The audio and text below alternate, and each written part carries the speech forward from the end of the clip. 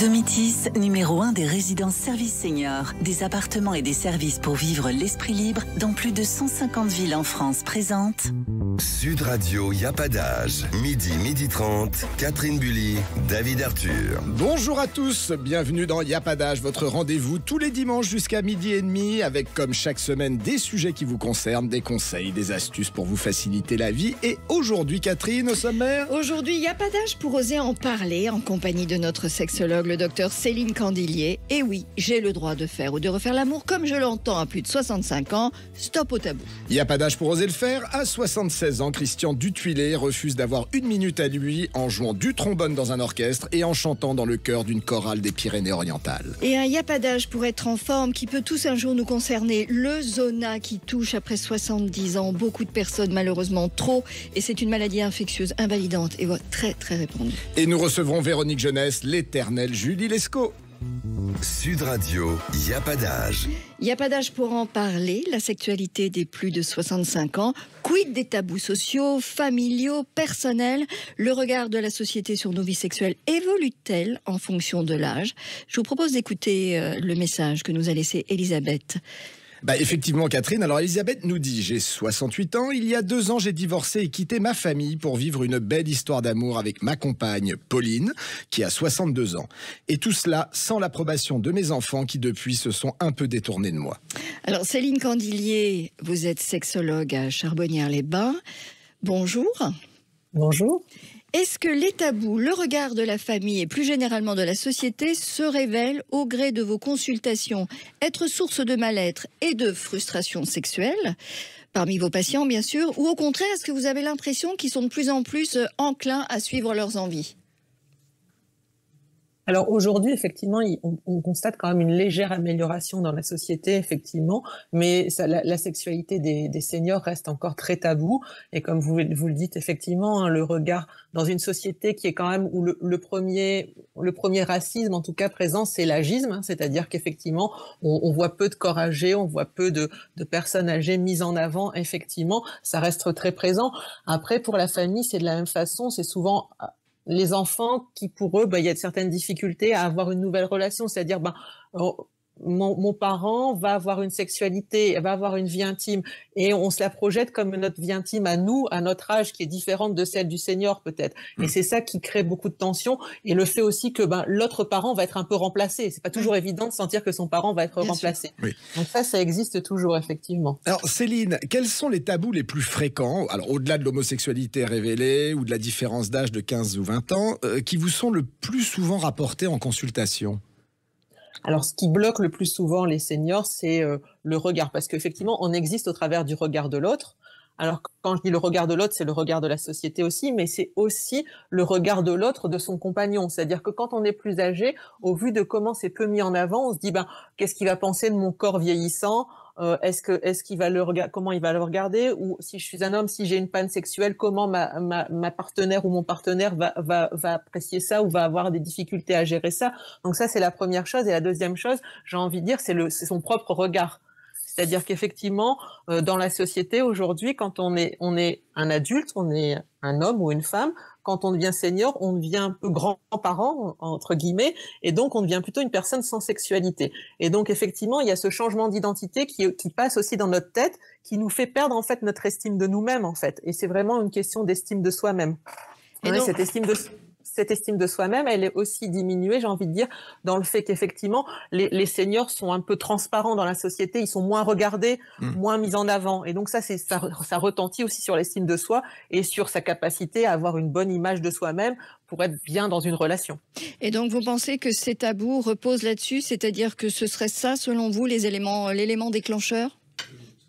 Oui, le plus important, c'est effectivement le regard de la société aujourd'hui et la complexité, effectivement, à pouvoir assumer d'avoir une vie amoureuse et sexuelle quand on est senior. Moi, je le vois bien, il y a les patients, c'est essentiellement ce qu'ils estiment. Alors, j'ai souvent tendance à leur proposer de regarder sur OCS, il y a une série qui s'appelle 7e ciel, qui est une série où il y a 2 seniors qui rentrent en fait dans une résidence senior où ils ont une histoire d'amour, et il y a effectivement tout ce qui se passe, tous les tabous, c'est-à-dire les enfants qui sont pas d'accord, les soignants, parce que je suis soignante aussi et je peux dire que pour certains médecins c'est difficile d'en parler, ils l'abordent pas avec leurs patients, alors que c'est important pour ces patients de pouvoir parler de sexualité, c'est pas du tout fait. Alors justement, Céline, est-ce qu'après 65 ans, une fois libéré de toutes les contraintes familiales et professionnelles, ça n'est pas le bon moment pour s'épanouir sexuellement et voire s'éclater?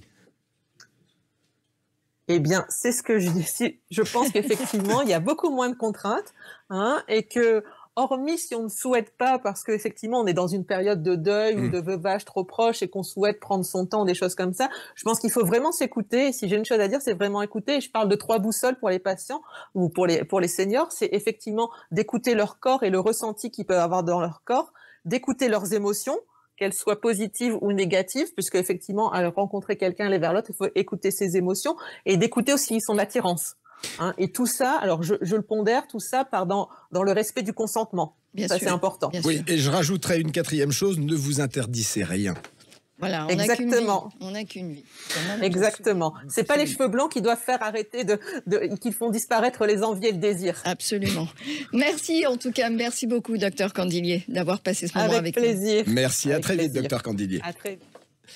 Alors tout de suite, Catherine, il n'y a pas d'âge pour le faire. Nous sommes aujourd'hui en compagnie de Christian Dutuilé, qui a 76 ans, qui habite dans une résidence senior à Saint-Cyprien sur les bords de la Méditerranée.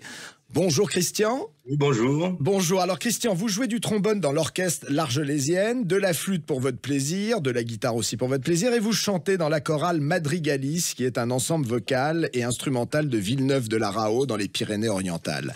Christian, à 76 printemps, qu'est-ce que la pratique du chant vous apporte sur le plan de la santé et du moral? Moi, ça m'apporte énormément. J'en ai toujours besoin depuis que je suis tout petit. J'ai jamais arrêté de faire de la musique, que ce soit du chant, de la flûte pour mes élèves, de la guitare aussi pour le plaisir.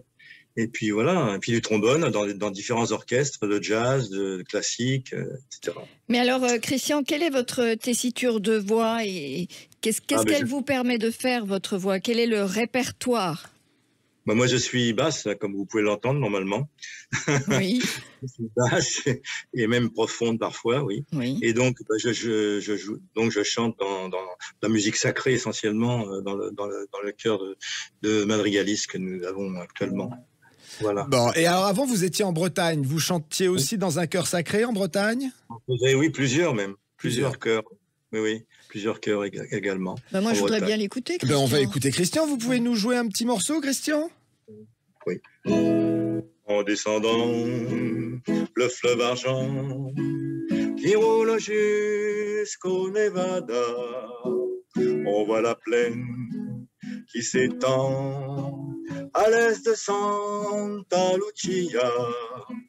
Les villes s'appellent Natividad, San Miguel ou San Lorenzo. Les filles s'appellent Soledad, les garçons gardent les troupeaux.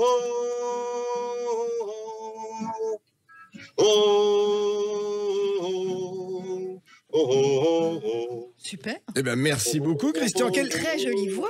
Quel est le titre de la chanson, Christian? Et Eden Blues de Moustaki. Eh ben, très belle chanson. Alors, Christelle Charpentier est avec vous aujourd'hui, Christian. Bonjour, Christelle. Bonjour David. Bonjour. Alors, Bonjour, Christelle, vous Bonjour. êtes animatrice dans la résidence où vit Christian. Est-ce que les résidents demandent et ont plaisir à aller voir Christian en concert? Et est-ce que la musique tient un rôle important dans l'échange entre résidents? Oui, alors bien sûr, la musique, ça donne la bonne humeur à tout le monde. C'est synonyme de moments festifs. Et oui, tout à fait. Monsieur Dutuilé est très fédérateur auprès de nos résidents. Ça nous encourage aussi à faire des sorties, à participer à des concerts auxquels nous n'aurions peut-être pas été. Parce que c'est vrai qu'aller écouter du sacré ou de l'orchestre symphonique, c'est pas forcément une démarche qu'on va faire systématiquement, mais du fait que nos résidents connaissent Monsieur Dutuilé, il y a beaucoup d'engouement, il y a beaucoup de gens qui sont ravis d'assister à ces concerts et ça nous donne l'occasion d'organiser des sorties, oui. Alors Christian, vous chantez depuis l'adolescence, donc j'imagine que la musique a été une amie bienveillante à vos côtés, dans les bons comme dans les mauvais côtés. Et oui, bien sûr. Alors, les bons côtés, il y en a eu énormément. Je ne peux pas vous les citer, bien sûr. Et là, depuis quelques années, malheureusement, j'ai des revers dans la vie personnelle. Et donc, ça m'aide beaucoup. La musique aide. À Oui. surmonter. Oui, la musique m'aide beaucoup pour surmonter certaines souffrances. Oui. Bon, bah écoutez, Merci. merci beaucoup Christian, merci Christelle d'avoir partagé avec nous cette expérience. Et effectivement, On vous embrasse tous on les vous deux. embrasse et la vie est plus belle en musique. Merci. Et ben voilà. Le Alors mot de nous la sommes fin. ensemble jusqu'à 12h30 et dans un instant on va aborder un sujet vraiment passionnant qui est le zona, un fléau très invalidant qui touche plus de 300 000 personnes par an et une personne sur deux dès 80 ans. Absolument. Et Véronique Jeunesse sera avec nous. Domitis, numéro 1 des résidences services seniors, des appartements et des services pour vivre l'esprit libre dans plus de 150 villes en France présente. Sud Radio, y a pas d'âge. Midi, 12h30, Catherine Bully, David Arthur. Bienvenue si vous venez de nous rejoindre et merci d'être avec nous dans Il n'y a pas d'âge, comme chaque dimanche entre midi et demi sur Sud Radio. Tout de suite, nous allons vous parler du zona, un fléau qui peut tous nous concerner, qui est très invalidant et qui touche 300 000 personnes par an en France. Et nous aurons l'immense plaisir d'accueillir Véronique Jeunesse, une femme et une actrice de caractère. Sud Radio, y a pas d'âge. Il n'y a pas d'âge pour prendre soin de soi. Nous sommes avec le docteur Philippe Brunner, chef du service de radiologie à l'hôpital Princesse Grace de Monaco, qui a breveté une aiguille courbe qui permet d'accéder à des organes jusqu'alors inaccessibles. Bonjour, docteur Brunner. Bien, bonjour Catherine, bonjour David, bonjour chers auditeurs. Alors, vous êtes avec nous pour parler donc du zona qui touche quasiment une personne sur 3 à 70 ans, une personne sur 2 après 80 ans. Est-ce qu'on peut rappeler ce qu'est le zona et comment cela se manifeste ? Alors le zona, comme vous le savez sans doute tous, c'est quoi? C'est une éruption cutanée qu'on dit vésiculaire sur le territoire d'un nerf. Et le plus souvent, il est au niveau thoracique, dans plus de 60% des cas, mais peut également toucher les bras, les jambes, mais surtout le zona ophtalmique qui est quelque chose de terrifiant. On en reparlera tout à l'heure. Et alors, docteur, est-ce que le zona est une maladie invalidante selon l'âge auquel il se développe? Et est-ce que si on n'a pas eu la varicelle, on est protégé naturellement contre le zona ou ça n'a rien à voir? Alors ça, c'est une bonne question. Alors c'est vrai que l'évolution du zona est le plus souvent spontanément favorable, mais des complications tardives et même éprouvantes peuvent apparaître, souvent des semaines, voire des mois ou des années après. Voilà. Et ce ne sont pas des douleurs qui sont liées à l'inflammation du zona comme à la phase aiguë, mais ce sont des douleurs liées à la destruction du nerf. C'est ce qu'on appelle des douleurs neuropathiques. Alors pour la varicelle, oui, varicelle et zona, ce sont les mêmes virus, c'est le même virus. Hein. La varicelle constitue la primo-infectieux, et ça touche l'enfant très jeune, c'est très contagieux. Alors que le zona, lui, c'est la réactivation donc de ce virus des années, voire des décades après. Et on sait que 90% des adultes ont eu leur varicelle pendant leur jeunesse, et 20% d'entre eux vont développer le zona dans leur vie. Donc, il faut faire la varicelle pour pouvoir avoir le zona. D'accord. Alors, quels sont les traitements qui existent aujourd'hui? Est-ce que les traitements varient en fonction du stade où l'on en est? Alors bien entendu, le traitement du zona, c'est à base toujours d'un antiviral. Hein. Systématiquement, votre médecin généraliste ou l'ophtalmique ou votre neurologue va vous prescrire, je ne veux pas citer les noms, c'est Zélitrex, Zovirax, il n'y en a que peu, pendant 7 jours. Ça, c'est le traitement de base systématique qui doit être débuté dans les 48 premières heures qui suivent le début donc, de l'éruption. L'évolution est donc le plus souvent favorable, mais ce traitement ne préserve pas de l'apparition de douleurs post-zostériennes. Post-zostérienne, c'est l'adjectif de zona.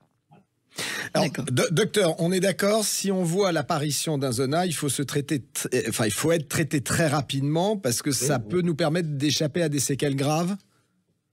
Alors, bien entendu, les séquelles graves, on sait que les zonas qui donnent des séquelles graves, ce sont principalement les zonas ophtalmiques, mais également des zonas intercostaux. Et donc, c'est pour ça qu'il faut traiter le zona le plus vite possible. Parce que plus la phase la phase de douleur est petite, c'est-à-dire plus vite on a traité le zona, moins il y aura l'apparition de douleurs post-zostériennes. D'accord. Et plus l'intensité des douleurs seront fortes, plus il y aura des risques de douleurs post-zostériennes. Bon, merci infiniment, docteur. Nous sommes vraiment ravis de vous avoir reçu au cours de l'émission. Et puis merci pour toutes ces précisions, parce que c'est vrai que c'est un fléau qui touche beaucoup de personnes que nous connaissons. Voilà, mais on reviendra sur le sujet. À très vite, docteur. À très vite, docteur Brunner. Au revoir. Merci pour votre écoute. Merci, à bientôt. Sud Radio, il n'y a pas d'âge. Et comme tous les dimanches sur Sud Radio, nous avons l'immense plaisir de recevoir notre invitée. Aujourd'hui, il s'agit de Véronique Jeunesse, notre éternelle Julie Lescaut. Bonjour Véronique. Bonjour. Bonjour. Alors Véronique, je suis très heureux de vous recevoir, car vous ne le savez pas, mais je vous dois un de mes premiers émois grâce à ce superbe corps plein de volupté et ce regard plein de promesses que vous exhibiez fièrement dans la série Nana d'après l'œuvre d'Émile Zola. Ah ouais, c'est marrant. Ah, vraiment, vraiment. Ma pauvre Marion qui vient de nous quitter, qui était ma Zoé. J'ai rediffusé un petit extrait où elle était dans Nana, elle était sublime aussi. Ça m'a attristé, ouais. C'est vrai. Alors Véronique, hormis cette libido que je vous dois, vous faites partie des rares personnes que l'on voit toujours souriantes et de bonne humeur. C'est quoi la recette, le secret et la recette du bonheur et de la bonne humeur de Véronique Jeunesse? Ça, je crois que c'est un don de la nature, en fait. J'ai toujours, moi, parce que tout le monde n'est pas forcément comme ça dans ma famille, moi j'ai toujours vu le bon côté, j'ai toujours vu le verre à moitié plein. Et voilà, donc c'est vraiment un truc c'est une philosophie que je me suis faite.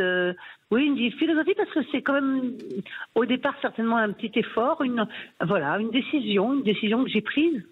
Une décision que j'ai prise dans ma vie, d'essayer toujours d'affronter les choses en amont, c'est-à-dire que je me laisse pas submerger par les choses, même si souvent c'est dur.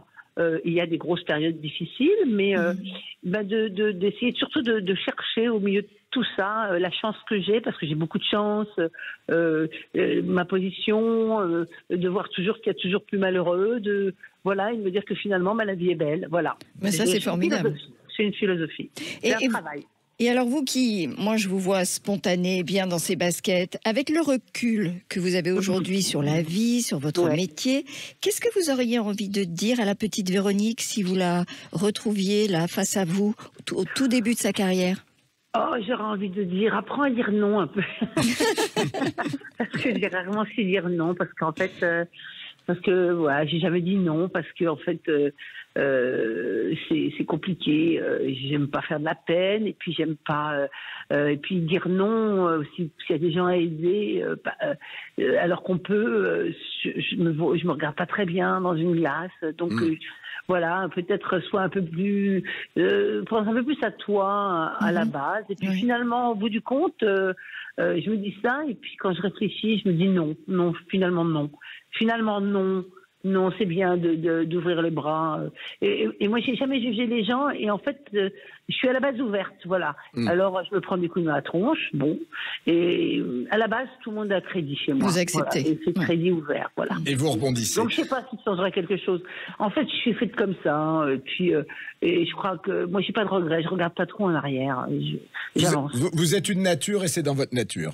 Voilà. Bon, alors Véronique, une chose que les gens ne savent pas forcément, c'est que vous êtes la créatrice et la directrice du festival Corse en scène qui se tiendra pour la 3e fois cet été à Calvi du 17 au 21 juillet. Exact. Quelle est la singularité de ce festival? Qui va-t-on voir et surtout va-t-on faire la fête? Comment, oui. Non, la singularité, en fait, voilà, je suis en Balagne, moi je suis à Calvi, alors il se passe énormément de choses en été, il y a des groupes, il y a beaucoup de choses, et même en Corse, il y a beaucoup de compagnies, de théâtres, il y a beaucoup Mais à Calvi, proprement à Calvi, c'est en train de s'ouvrir, parce qu'en fait, ils sont en train de construire un théâtre, il y a l'école qui aura une salle polyvalente, mais pour l'instant, il n'y a pas vraiment de salle, ni de cinéma, il faut aller rousse pour le cinéma, enfin, voilà, c'est pas encore, et ils en ont envie, ils sont en manque. Et donc, moi, ça fait très longtemps, j'avais envie de faire ce festival. Et moi, mon festival, c'est autant pour montrer aux touristes, puisque ça se passe en été, puisqu'on est obligé de monter des scènes en extérieur, puisqu'on n'a pas de lieu vraiment approprié à enfermer. Donc, on fait en été, on fait des trucs en été, mais donc, il faut monter des scènes sur le théâtre de Verdure. Bon, la mairie est très participante et tout le monde est participant. Mais voilà. Donc, en fait, c'est forcément en été, donc c'est le moment où il y a du tourisme aussi. Alors qu'est-ce qu'on va voir, Véronique? On est pressé par le temps. Des choses Corse, on va voir pour les touristes, je fais venir beaucoup de choses corse. Sur les 11 spectacles, c'est 6 spectacles de Corse, des concerts surtout. Et puis pour le public d'ici qui en demande, j'ai des théâtres que je fais venir. Alors, qu'est-ce que j'ai? Moi, le programme, j'ai 5 jours de festivités, avec chaque soir 2 spectacles et un apéro-spectacle avec une fille qui a fait un disque sur Gainsbourg, sur les chansons de Gainsbourg, qui va donc accueillir les gens au piano de 20h30 à 21h30. Ensuite, à 21h30, le spectacle commence. Alors, le premier soir, j'ai Redoutable avec Ariane Séguillon, Sylvie Haute-Cœur et Juliette Mera. Je me rappelle pas le nom, elle va me tuer. Bon, c'est pas grave. Et puis, j'ai le lendemain un Fédo, un superbe Fédo avec Emmanuelle Boidron, qui était la fille de Navarro, Maxime Van Blair, mis en scène par Luc Hamet, et vachement bien, un beau Fédo. Voilà. Chaque jour, il y a des belles surprises, en fait. Voilà, le lendemain, j'ai La Petite Culotte. Alors là, c'est un mec qui éclate en ce moment, un concert de La Petite Culotte. Ça va cartonner, ça va être debout, ça va être la fête. Et puis, le lendemain, j'ai les Chevaliers du Fiel qui viennent de faire les Municipaux 2, qui m'ont fait ce cadeau, parce qu'on peut dire que c'est un cadeau, parce qu'ils me demandent pratiquement rien. C'est un très très beau cadeau, Véronique. Et le dernier soir, j'ai Karine Duvernay. Bon, voilà. Donc tout est dit. Et j'ai les groupes EPO, Samantha Nova, Spice Boys, enfin, j'ai plein de groupes de musique qui viennent, comme ça, Coco Pops, enfin vraiment qui sont... Alors de quoi passer un bon moment. Et il faudra qu'on se revoie pour qu'elle nous parle de son école de théâtre. On va se quitter, Véronique, parce qu'on n'a plus le temps, mais c'est court, mais on va annoncer une chose, c'est que vous lancez votre cours de théâtre à Calvi. J'ai mon premier stage du 24 avril, j'ai 2 stages, un adulte, un ado, du 24 avril au 28 avril. Voilà, j'ai 2 horaires, 2 stages que j'ai mis en ligne sur... Tous en scène avec Véronique Jeunesse, on va s'éclater. Eh ben, on va venir. On en est sûr. Merci Véronique. Merci à vous, je suis trop bavarde. Merci à vous tous de nous avoir suivis. David, nous vous souhaitons de passer un bon dimanche, une bonne semaine à l'écoute de Sud Radio. Et rendez-vous dimanche prochain dans un premier temps dans la matinale et entre midi et demi. Alors si un sujet vous intéresse, on vous le redit, ou si vous avez un problème, nous sommes là pour vous. Écrivez-nous à yapadage@outlook.com, yapadage@outlook.com. Bon dimanche à tous. Bon dimanche. Sud Radio, Y'a pas d'âge. Avec Domitis, numéro 1 des résidences services seniors, des appartements et des services pour vivre l'esprit libre dans plus de 150 villes en France.